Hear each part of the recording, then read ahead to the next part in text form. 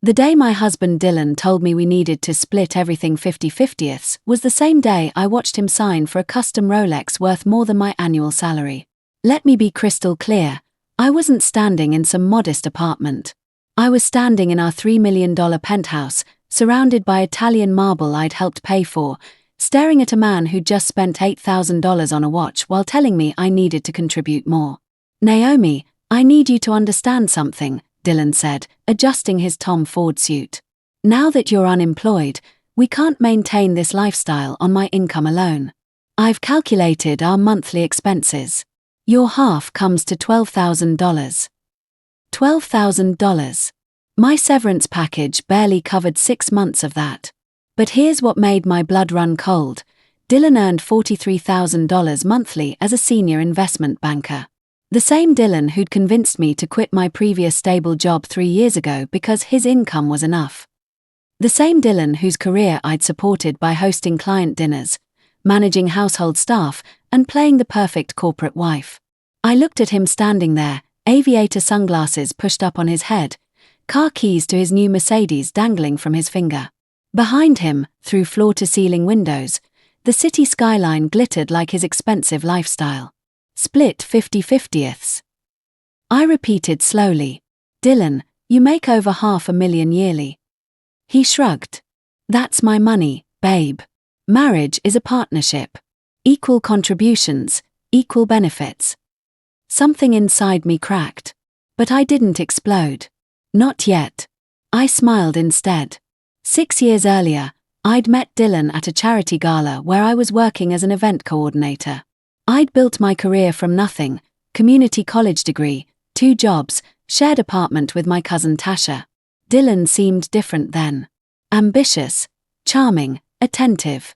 He pursued me relentlessly, showing up at my office with coffee, remembering small details about my dreams. "You're special, Naomi," he'd whispered on our 4th date. "You see beyond the surface."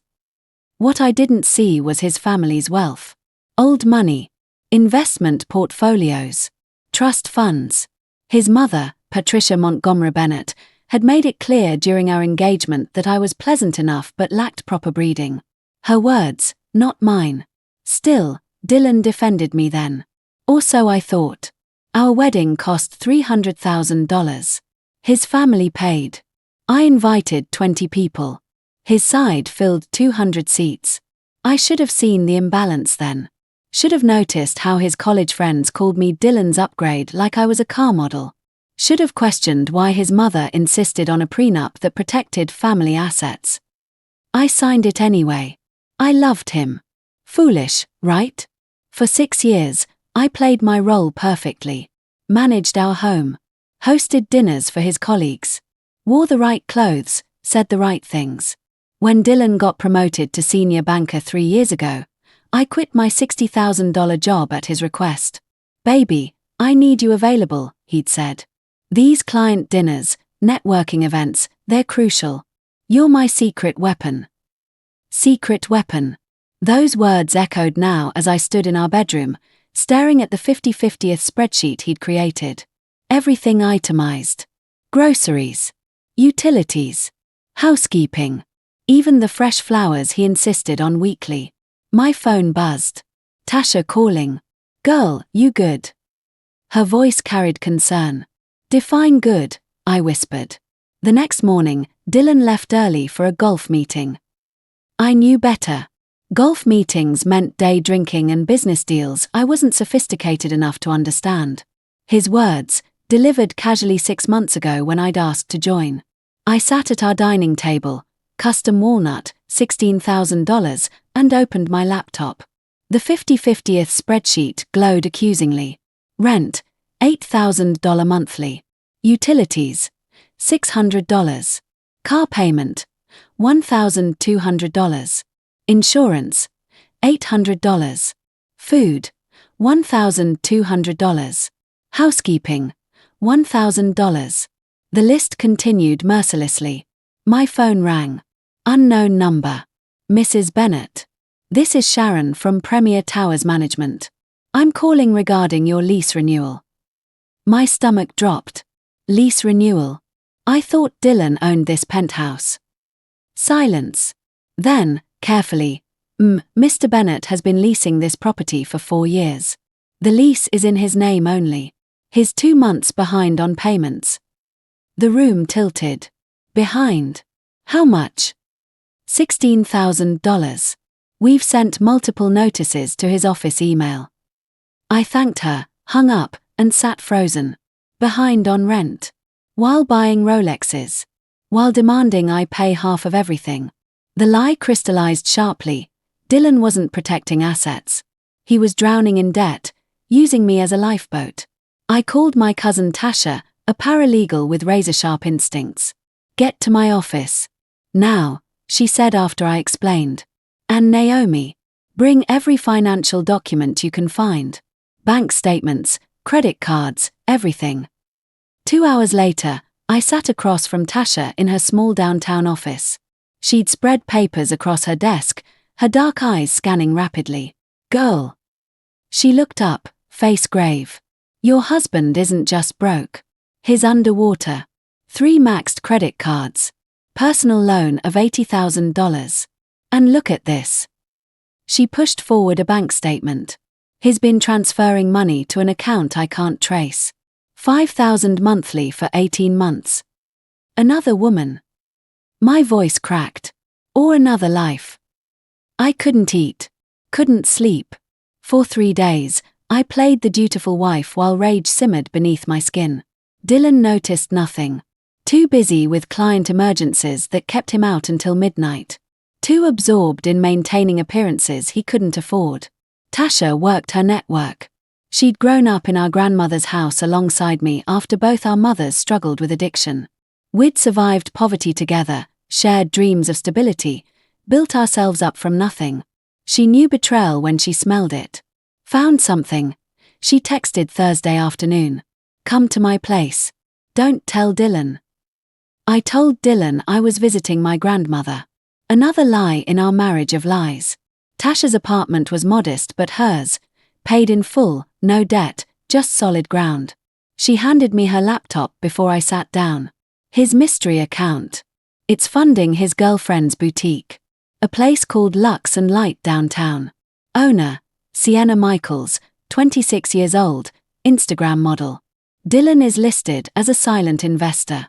Naomi, has put in $90,000.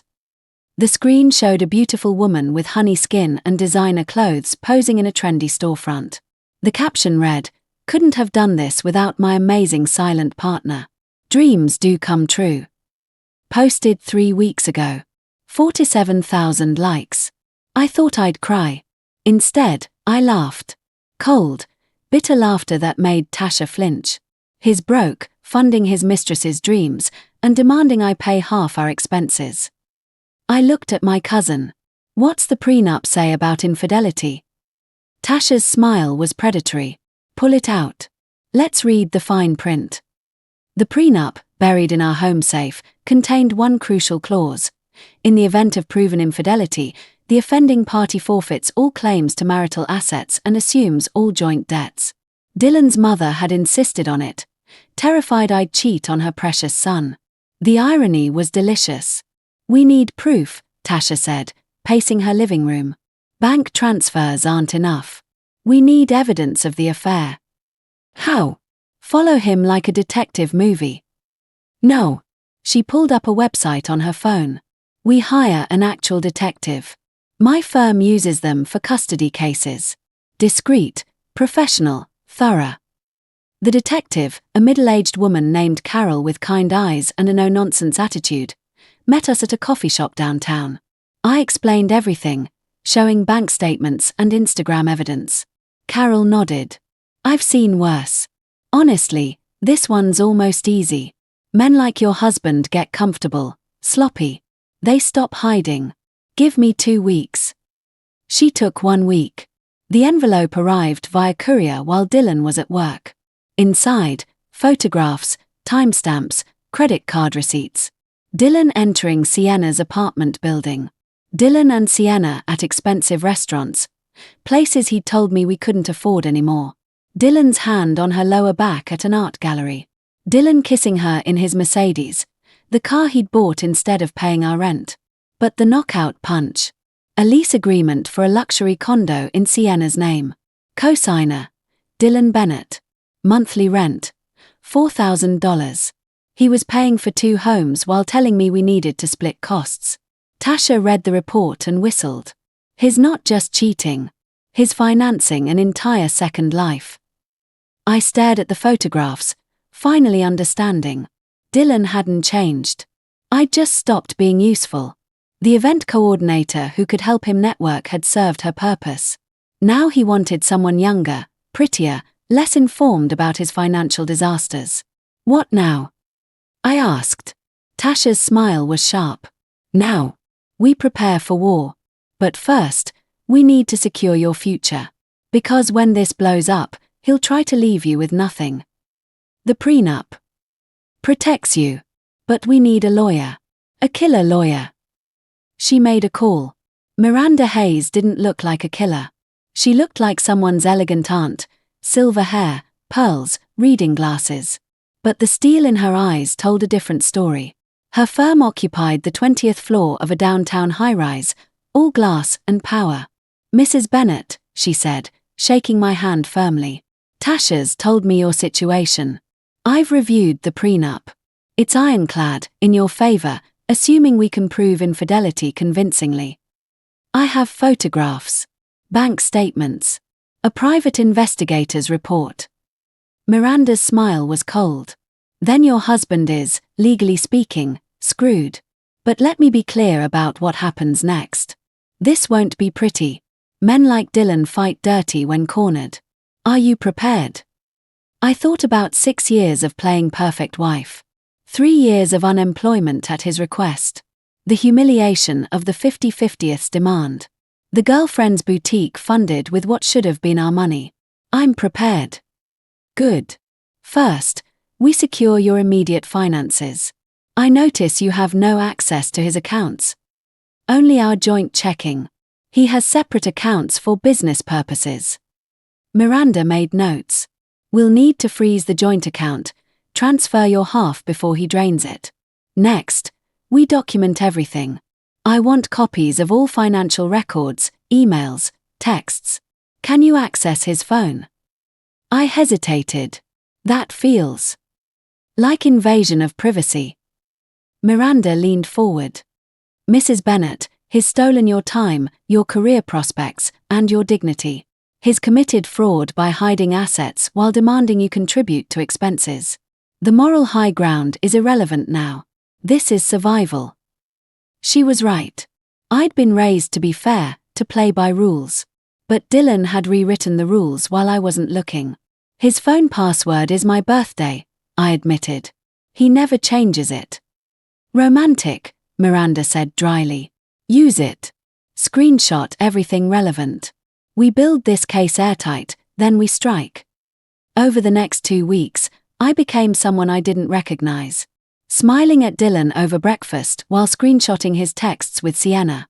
Asking about his day while photographing bank statements. Playing concerned wife while documenting every lie. The texts were worse than photos. Intimate. Planning their future. Complaining about his dead-weight wife. Me. I was dead-weight. Dylan announced we'd be hosting a dinner party. Important clients. I need you at your best, Naomi. My best. While 2 months behind on rent. While funding his mistress. While demanding I pay for the privilege of attending. How many guests? I asked pleasantly. 8. The Johnsons, the Chens, and my new boss Richard Sterling with his wife. This could make or break my promotion. Perfect. Witnesses. I planned meticulously. Catered menu from his favorite restaurant. Charged to his credit card. Premium wine. Fresh flowers. The penthouse gleamed. I wore the black dress he loved, the one that cost $2,000 from his account. Tasha texted, "You sure about this?" Positive. Miranda's on standby. The guests arrived promptly at 7. Richard Sterling was everything Dylan aspired to be. Old money, effortless confidence, wife dripping diamonds. I played hostess flawlessly. Refilled drinks. Laughed at jokes. asked intelligent questions about market trends. During dessert, Dylan's phone buzzed. He glanced at it, smiled slightly, excused himself to the bathroom. I knew that smile. Sienna was texting. "Your home is absolutely stunning," Mrs. Sterling said, admiring the view. "You both must be so proud." "Actually," I said clearly, "Dylan leases this penthouse. We're 2 months behind on payments." Silence crashed down. Dylan, returning from the bathroom, froze. "Naomi." He's also been maintaining a second residence for his girlfriend, Sienna Michaels. $4,000 monthly. Which explains why he can't afford this one. Dylan's face drained white. "What are you doing?" I stood, calm as glass, telling the truth. "Something you've forgotten how to do.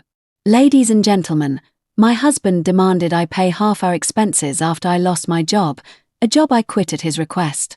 He claimed we couldn't afford our lifestyle on his income. But he's been funding his mistress's boutique. $90,000 so far.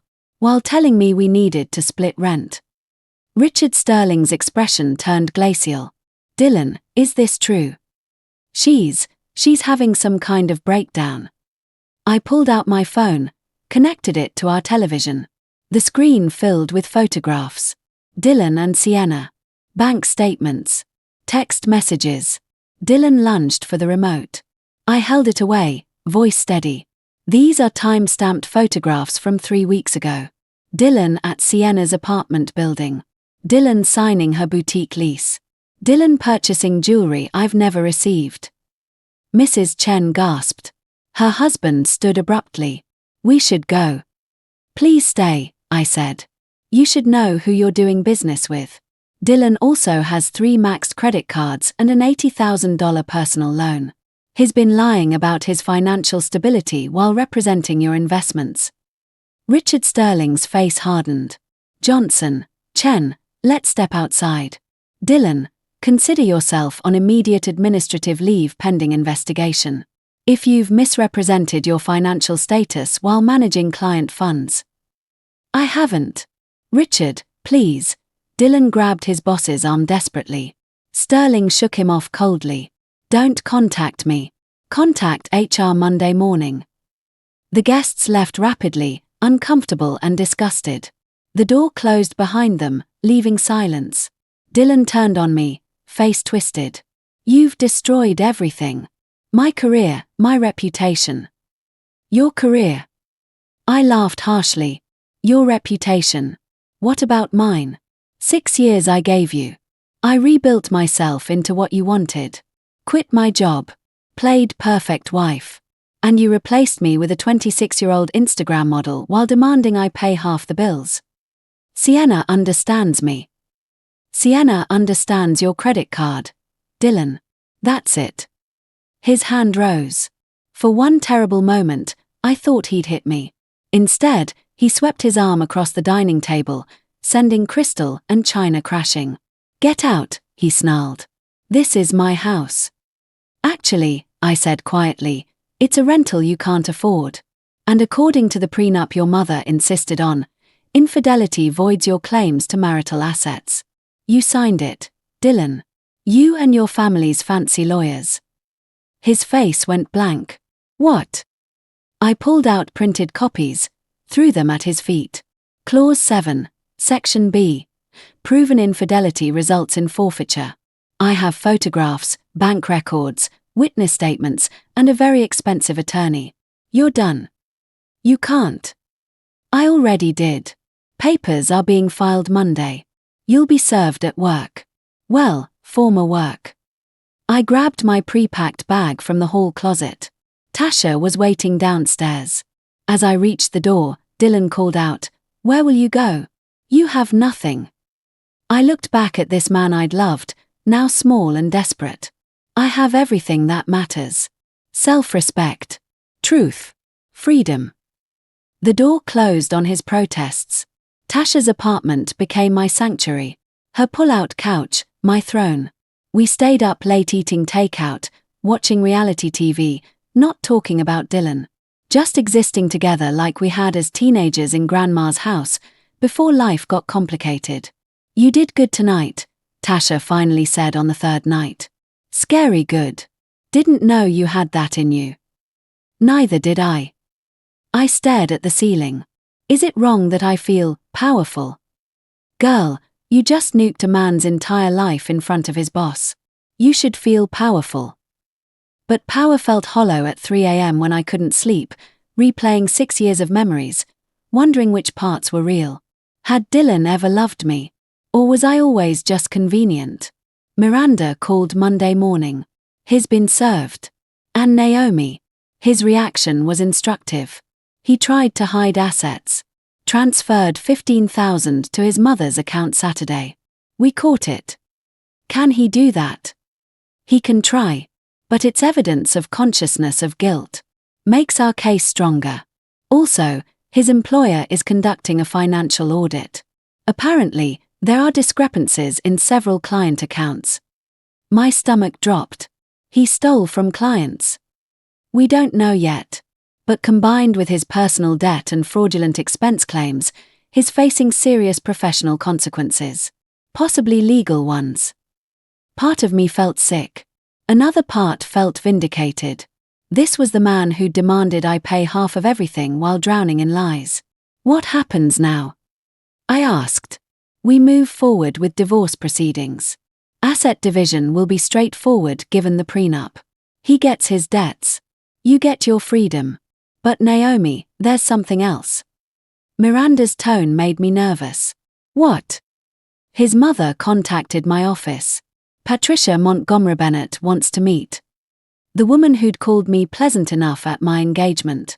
Who'd insisted on the prenup that was now destroying her son. Why? She didn't say. But I'd advise taking the meeting. With me present. Patricia Montgomery Bennett didn't do casual. She did power lunches at exclusive clubs where membership waiting lists spanned decades. I arrived in a borrowed designer suit. Tasha's attorney friend knew people, determined not to be intimidated. Patricia sat alone at a corner table, silver hair perfect, pearls gleaming. She didn't smile when I approached. Sit. Miranda beside me, I Saturday. A waiter materialized, poured water, vanished. You've made quite a mess, Patricia began coldly. I exposed the truth. You humiliated my son publicly. Destroyed his career. Over what? A girlfriend. Don't be naive, Naomi. Men of Dylan's caliber have diversions. The casual cruelty stole my breath. Diversions funded with marital money while he demanded I pay half our expenses. He made errors in judgment. He committed fraud, Patricia. He's being audited for potential embezzlement. She flinched. First crack in the armor. Those are allegations. Based on evidence. Miranda's voice cut sharp. Mrs. Montgomery Bennett, why are we here? Patricia sipped water, regaining composure. I want to offer a settlement. $500,000. You sign an NDA, drop the divorce proceedings, disappear quietly. The number was staggering. Life-changing money. But Miranda squeezed my hand under the table. No, I said. Don't be foolish. You came from nothing. 500,000 is more than you'd see in years. I came from poverty, not nothing. My voice hardened. My grandmother raised me and Tasha in a 2-bedroom house while working 3 jobs. She taught us dignity, hard work, truth. Things your son learned to fake. I don't want your money, Patricia. I want justice. Justice. She laughed bitterly. You want revenge. I want the divorce the prenup entitles me to. I want freedom from your son's lies. And I want everyone to know exactly who Dylan Bennett really is. Patricia's composure cracked fully. You're destroying a family legacy. Your son did that himself. I'm just refusing to be buried with it. You'll regret this. Her voice turned venomous. I'll destroy you. You'll never work in this city. Try. I stood. I survived poverty. I'll survive you. Miranda and I left her sitting there, rage and fear warring on her aristocratic face. The deposition was brutal. Dylan's attorney, a sharp-eyed man named Peterson, tried every angle to discredit me. Claimed I'd sabotaged Dylan's career out of jealousy. Suggested I'd been unemployed by choice. Implied the affair was justified by my frigidity. Miranda shut him down methodically. Bank records showing Dylan's transfers to Sienna. Screenshots of text messages planning their future. Testimony from the detective. Credit card statements for romantic dinners I'd never attended. But the nuclear bomb came from an unexpected source, Richard Sterling. Dylan's former boss requested to testify. The court allowed it. Sterling sat in the witness box, distinguished and damning. I hired Dylan Bennett based on his claimed financial expertise. He managed several high-value client portfolios. After Mrs. Bennett's revelations, we conducted an internal audit. Miranda leaned forward. What did you find? Dylan had been taking unauthorized loans against client investments. Small amounts, replaced before quarterly reviews. But aggregated over 3 years, he'd borrowed over $200,000. The courtroom erupted. The judge banged his gavel. He replaced most of it, Sterling continued. But he was robbing Peter to pay Paul. Creating artificial returns by moving money between accounts. It's a scheme that would have collapsed eventually. Mrs. Bennett actually saved our clients from potentially catastrophic losses. I sat frozen. Dylan hadn't just cheated on me. He'd been running a financial house of cards, using client money to fund his double life. Peterson tried to recover. But no clients actually lost money. No, because we caught it in time. Sterling's voice was ice. Dylan Bennett is currently under investigation by the Securities Exchange Commission. He'll never work in finance again. Possibly face criminal charges. Dylan, sitting beside Peterson, looked destroyed. Grey skin, hollow eyes. The golden boy brought low. I felt no satisfaction. Just exhaustion. The judge reviewed documents, expression grave. Finally, I've seen enough. Mrs. Bennett, your petition for divorce under the infidelity clause is granted. Mr. Bennett forfeits all claims to marital assets and assumes full responsibility for joint debts. Additionally, given evidence of financial fraud, I'm recommending this case be referred for criminal investigation. Gavel bang. It was over. The news coverage was brutal. Investment banker's secret life exposed by wife ran on every business channel. Dylan's photograph, handsome, confident, juxtaposed with courtroom sketches of him broken and defeated. Sienna's boutique closed within a week. She posted a tearful Instagram video claiming she'd been deceived and manipulated. The comments were merciless. Patricia Montgomery Bennett released a statement distancing the family from Dylan's personal failures. Cold even in crisis. I moved into a small apartment, affordable, clean, mine. Tasha helped me paint the walls lavender, my favorite color Dylan had hated. We hung thrift store art, built furniture from IKEA, laughed until we cried over wine and Chinese food. What now? Tasha asked one evening, feet up on my second-hand coffee table. Now, I figure out who Naomi Bennett is without Dylan. I'd started therapy. Dr. Williams, a warm woman with natural hair and gentle eyes, helped me unpack 6 years of subtle manipulation. How Dylan had isolated me from friends, controlled finances, made me doubt my worth. You're not broken, she'd said during our 3rd session. You're recovering from trauma. There's a difference. Recovery was slow. Some days I felt powerful, free, unburdened, ready to conquer the world. Other days I stayed in bed, grieving the life I'd imagined. But I was healing. Then the letter arrived. Plain envelope, my name handwritten. Inside, a single page. Naomi, I know I have no right to contact you. But I need you to know the truth. I was sick. Gambling addiction I hid for years. The credit cards, the loans, Sienna, all desperate attempts to outrun consequences. I destroyed everything good in my life, especially you. I don't expect forgiveness. I don't deserve it. But you deserved honesty, and I never gave you that. I'm entering treatment. Not for us, there's no us anymore. For me. To become someone who could have deserved you. I'm sorry, Dylan. I read it 3 times. Showed Tasha. Manipulation, she said immediately. He wants sympathy. Maybe. Or maybe he's actually facing himself. Does it matter? I thought about that. Did it matter if Dylan's remorse was genuine? Would it change anything? No, I finally said. It doesn't matter. His healing is his journey. Mine is separate. I folded the letter, put it in a drawer, closed it. 6 months after the divorce, I stood in the lobby of a boutique event planning firm downtown. The owner, Janet Crawford, a black woman in her 50s with natural silver locks and warm eyes, had called me in for an interview. Your resume is impressive, she said, reviewing papers. But there's a 6-year gap. Can you explain? I'd prepared for this. I was married to Dylan Bennett. Recognition flickered. The investment banker. The scandal. Yes. I supported his career at the expense of mine. When I discovered his fraud and infidelity, I divorced him. I'm rebuilding now. Janet studied me carefully. That took courage. What makes you think you're ready to return to event planning? Because I've spent 6 years planning events for people who didn't respect me.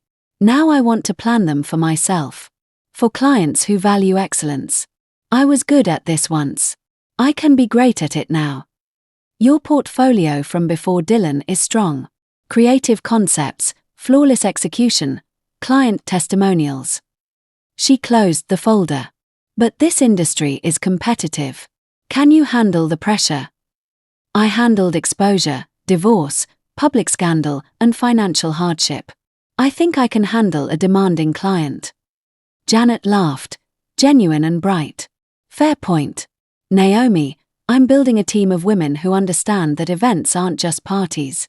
They're stories, experiences, moments that matter. I think you could fit here.